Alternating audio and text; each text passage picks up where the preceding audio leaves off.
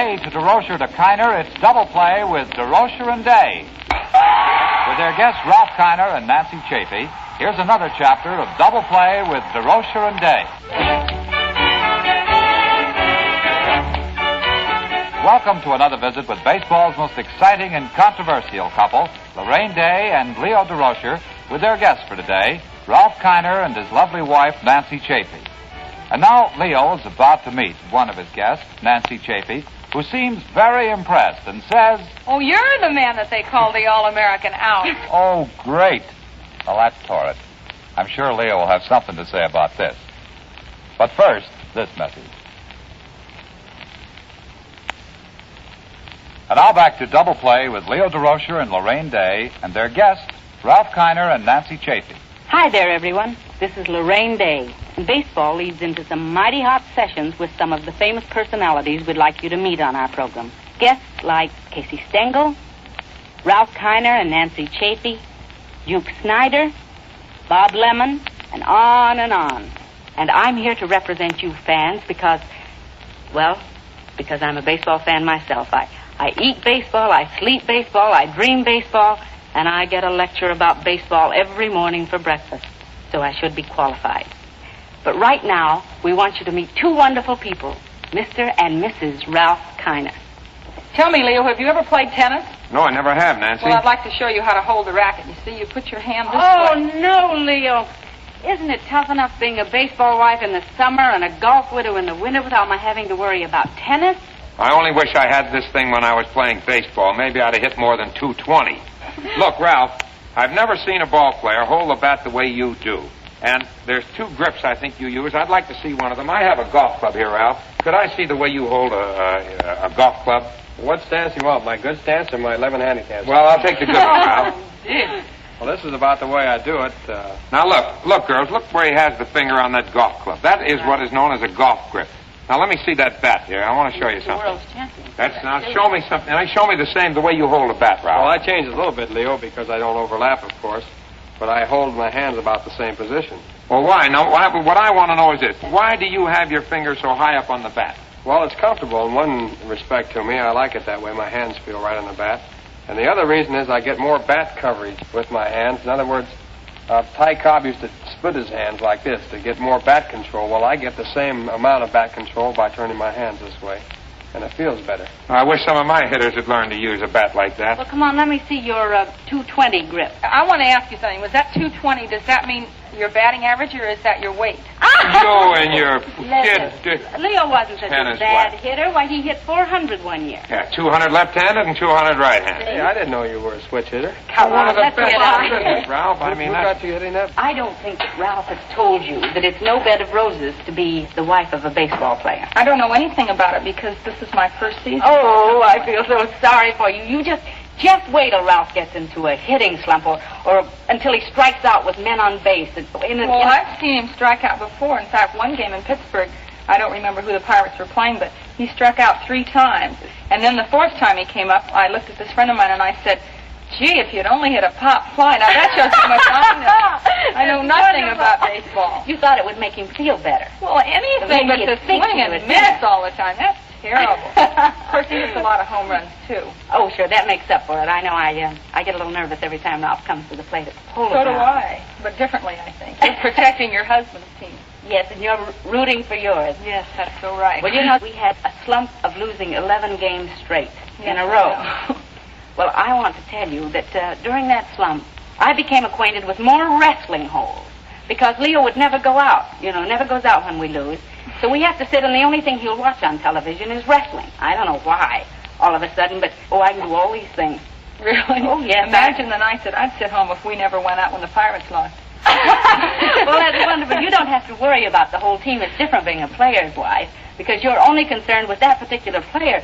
But being a manager's wife, you've got every player on your mind and everything every player does. So we stay home and watch television. Were you interested in baseball before you married Leo? Oh, no, and it was so pleasant. It was just wonderful. I went along smiling all the time. I could read the newspapers without... Come on, turning Ralph, to that let's get in here and break this up. You know how it is when baseball wives get together. What Just happens? knew her, and she started like that. What happens when baseball wives get together? Well, I'll tell you. Be good. Nancy, you know, a few years ago, the Chicago White Sox had a rule the players could not bring their wives, even their automobiles. What do you Out mean, here in even their California. automobile? Well, you... I'd rather have my automobile, wouldn't you? Oh, Ralph! You're Well, now why, Leo? Well, they just Why? wouldn't let them do that because they didn't think that they paid enough attention to baseball. And I know I've read it in the paper that the Philadelphia Phillies are not going to allow their players to have their wives in spring training camp. Well, I asked Richie Ashburn about that, and I said, why? And he said, well, the year that they won the pennant, wives weren't allowed in spring training, and so they're just sort of superstitious. They think they'll win it this year, but... That superstition doesn't go too well, you know. Sometimes I used to wear the same suit all the time in the ballpark if I got a hit that day, but I found out that you have to swing the bat, too, you know. It the makes a suit difference. doesn't win it for you? Not a bit. You got to swing the bat.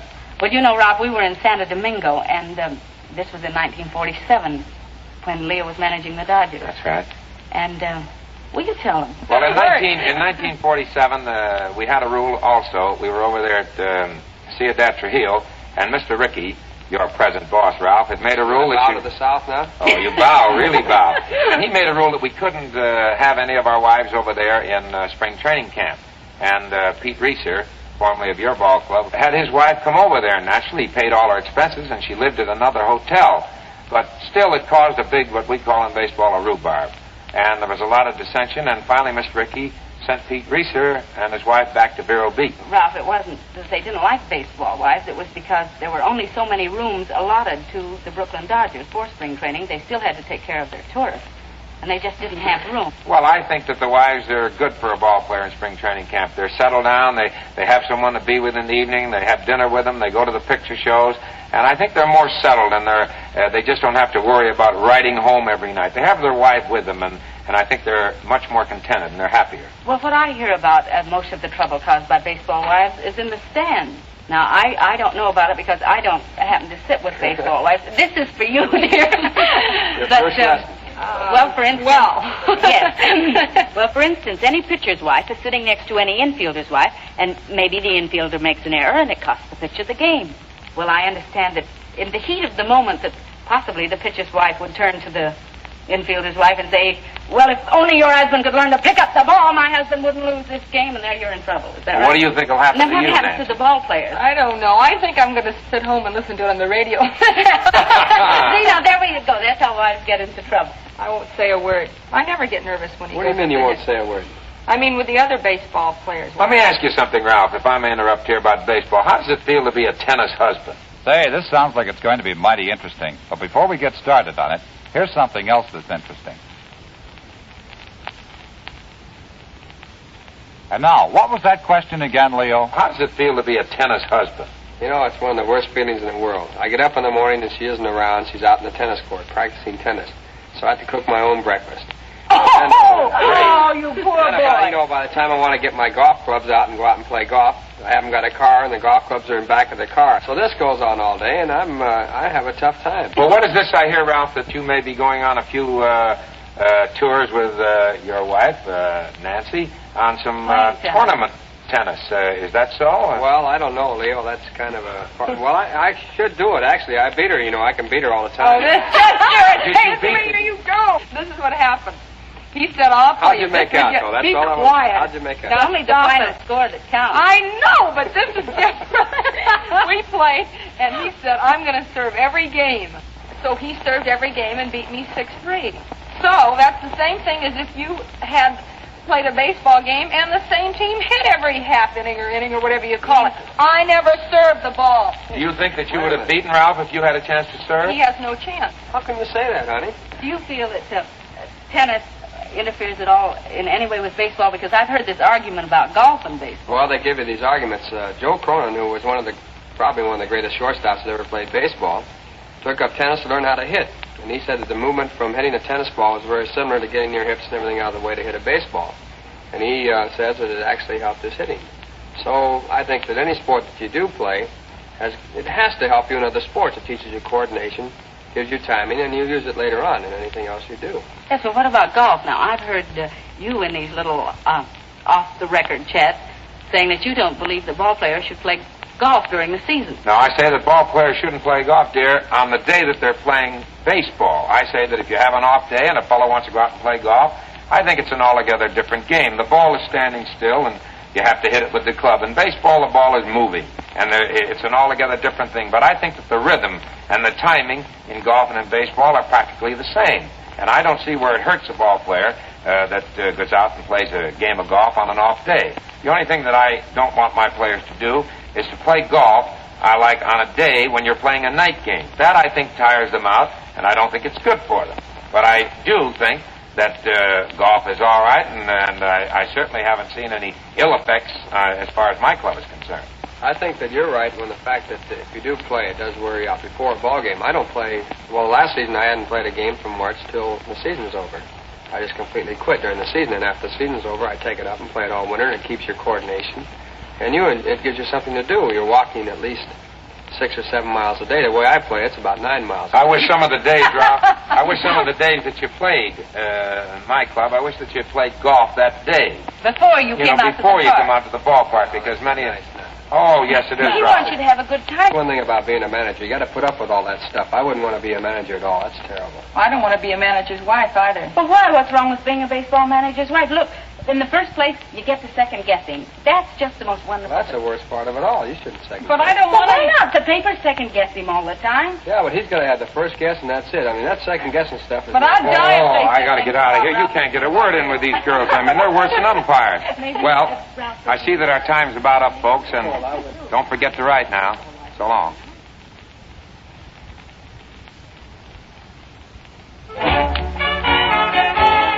You've been listening to another chapter of Double Play with baseball's most exciting couple, Laraine Day and Leo Durocher. Today, Laraine and Leo had as their guests Ralph Kiner and Nancy Chafee. Join us when again it's time for Double Play with Leo Durocher and Laraine Day, plus another big-time guest star. Double Play is produced by Marty Martin, directed by Ted Nealon, and is a Mar Ted production.